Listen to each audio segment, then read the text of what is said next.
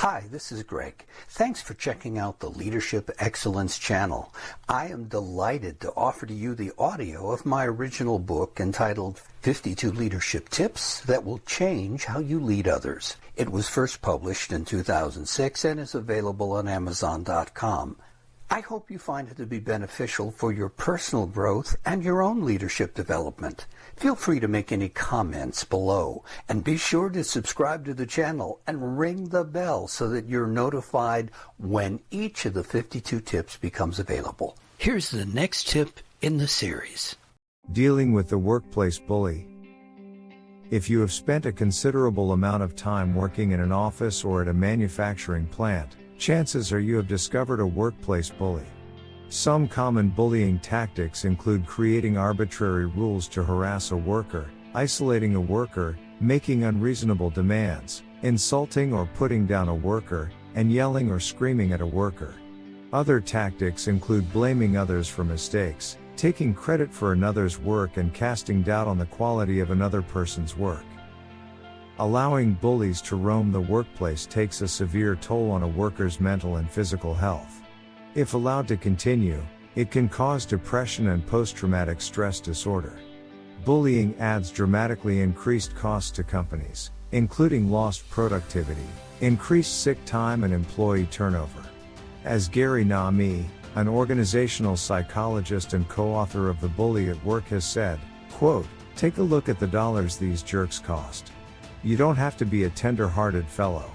If you are just a cold-blooded, cost-benefit kind of guy, you'd understand that the bully has to go." End of quote. Sadly, some research indicates that when the target confronts the bully, it is the bully who usually keeps their job. Up to 70% of the time the target either gets fired for exposing the bully to management, or quits to escape the situation. In addition, as long as the bully does not stalk, sexually harass, or physically touch the target, their actions are not considered illegal. Some recent surveys indicate the following problems in the American workplace associated with bullying. Some of these results may surprise you. 7 times out of 10 the bully outranks, or has a superior title, than the target person. A female is the target in 8 out of every 10 cases. In 6 of 10 cases a female is the bully. This is because they often see that aggression is rewarded in the workplace culture. About 1 worker in 6 is bullied in any given year. 30% of the targets are in jobs of an equal rank or even higher rank than the bully. What are some of the things a leader can do to eliminate the attitude of bullying in their workplace? Here are a few things to consider. 1. What kind of example are you and other senior managers setting? Are you modeling the right positive culture by your own actions and demeanor? As Rick Banning, a human resource consultant in Boston, has written, quote, "The tone is set at the top. It's real tricky if the CEO's the bully." End of quote. 2. When someone comes to you with a complaint of being the target of bullying, take the time to listen and do some internal investigation. Be a little more observant of what is going on with the individuals in question. It takes a lot of courage or desperation for someone to come to you and point out this kind of a problem. That person knows they are putting their job and future on the line to do this, so don't simply dismiss the complaint. If the person is a good employee, you will most likely lose him or her if you do little or nothing. Monitor complaints to see how bad the problem really is. 3. Examine the organizational culture. What is in the existing culture that allows this kind of behavior to exist?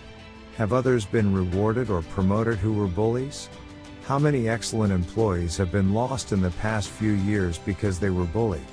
What indications have there been in the past that should have alerted you to this problem? 4. Consider writing a policy that specifically addresses psychological harassment. Then set up a credible enforcement process that applies to every employee at every level throughout the organization. The key is to firmly establish, foster and enforce an environment of mutual respect among all workers at all levels. Let it be known that bullying behavior is unacceptable and will not be tolerated in the workplace culture. Encourage a series of workshops to teach managers the effective positive ways to motivate employees. Consider that it was Samuel Butler who said, "Silence is not always tact, and it is tact that is golden, not silence."